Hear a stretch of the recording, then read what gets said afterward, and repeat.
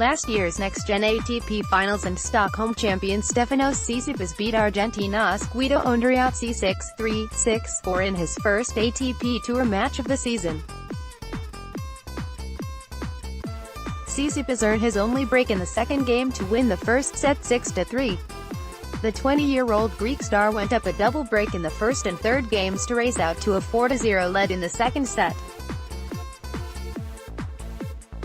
It looks easy for Tsitsipas, who built up a 6-3-5-1 lead, but Andreozzi won 3 consecutive games to claw his way back to 4-5. Tsitsipas went down 0-30 on his serve at 5-4, but he managed to hold his serve to close out the match 6-3, 6-4 after 74 minutes, setting up a quarterfinal match against Andreas Seppi, who edged past Martin Klizan 7-6, 7-2, 6-2. Seppi saved 2 break points in the opening game, before dropping his serve in the third game. Seppi broke straight back in the next game.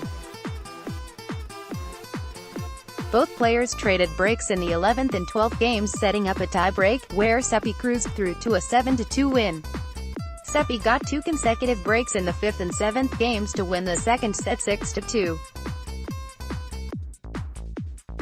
De Minaur sets up all-Australian quarter-final against his childhood friend Jordan Thompson. Last year's Sydney International finalist Alex de Minaur won 88% of his first serve points to beat US 21-year-old Riley Opelka 6-4, 7-6, 7-5 in a rain-interrupted match, reaching the quarter-final at this tournament for the second consecutive year. De Minaur survived 17 aces from Opelka. The home player got his only break of the match before the match was interrupted by rain. He came back from 1-4 down in the tie-break of the second set to win the second set. The Australian teenager will face his childhood friend Jordan Thompson, who came back from 1 set down to beat Taro Daniel 3-6, 7-6, 6-0. De Minaur beat Thompson 6-4, 6-2 last week in Brisbane en route to reaching the quarter-finals. De Minaur started the 2018 season ranked world number 208 and soared to world number 29 at the end of the year after reaching the semi-final in Brisbane and 3 finals in Sydney, Washington and at the next-gen ATP Finals in Milan. I played an unbelievable return game. In the second set I felt like I had my chances.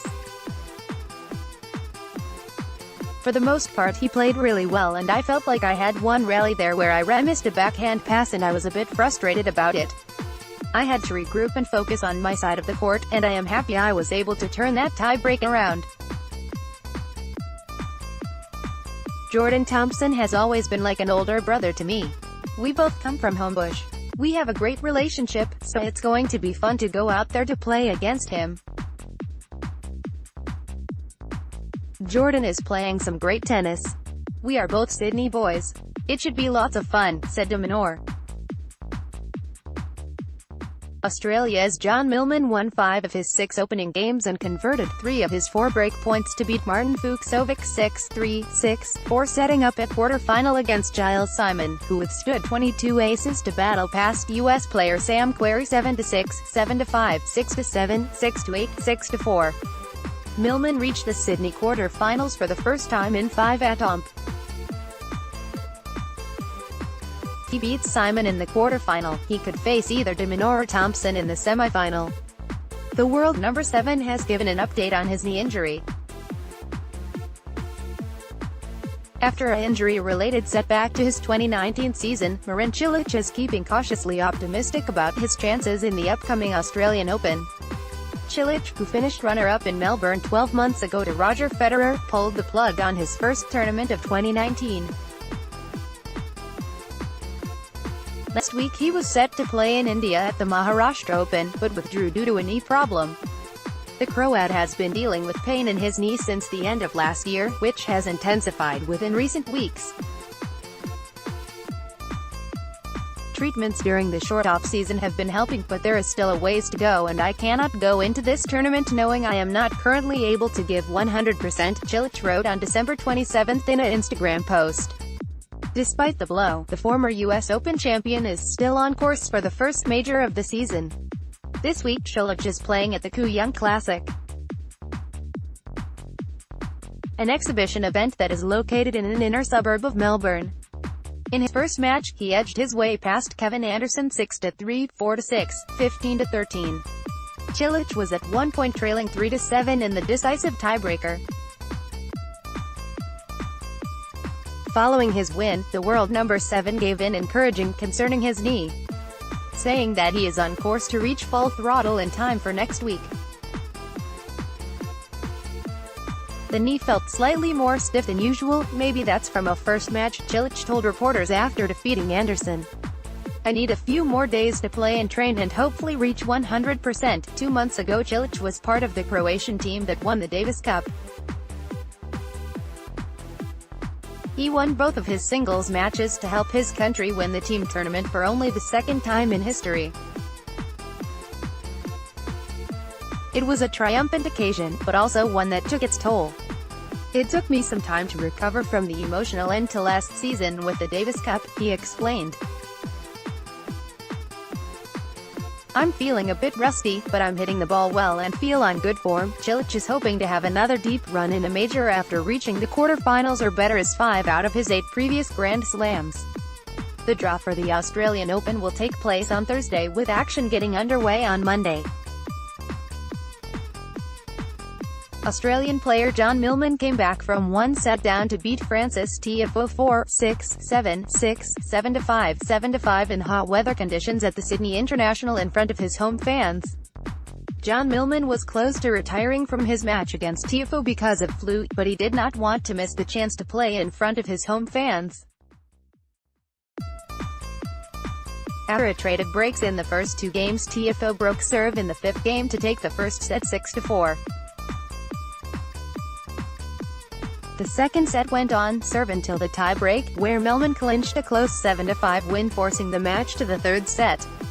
Millman rallied from a breakdown in the decisive set with a break back in the 5th game. In the 5th game, both players traded breaks in the 6th and 7th games. After 3 holds of serve, Tiafoe sealed the win with a break in the 11th game at deuce and a hold of serve at 30. It was a decision to come out today. I woke up this morning with the flu and I was really dizzy out there. Any chance to play at home in Australia? I think you have to take it, so I tried to come out here and give it everything. It wasn't ideal losing the first set. I thought if I had any chance of winning I had to win that first set. It's that never say die attitude that a lot of Australians have. Definitely in that 3rd set, with a bit of momentum, I was down a few times, but I had some great support from the crowd. I really needed that crowd, said Millman. Millman will face Martin Fucsovics, who came back from one set down to beat James Duckworth 3-6, 6-3, 6-4. Andreas Seppi edged past Jeremy Chardy 7-5, 2, 6, 6-4. Andrei Rublev lost just 2 points on his first serve to beat Lucas Pouille 6-2, 6-3. Jordan Thompson fought back from 6-3, 4-2 down to beat Japanese lucky loser Taro Daniel 3-6, 7-6, 7-5, 6-0. Guillermo Garcia Lopez overcame Denis Kudla 7-5, 6-4, setting up a second-round match against Argentina's Diego Schwartzman. Rain forced the cancellation when Alex de Minaur was just 1 game away from reaching the second round against U.S. qualifier Riley Opelka.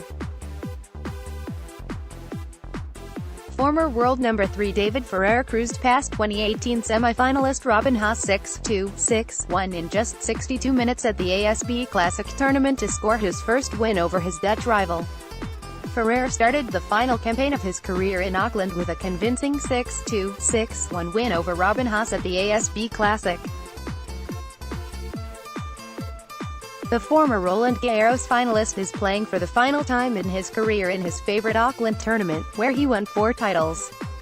Ferrer is planning to end his career next May in Madrid. Ferrer served at 70% and dropped just 11 points in 7 service games.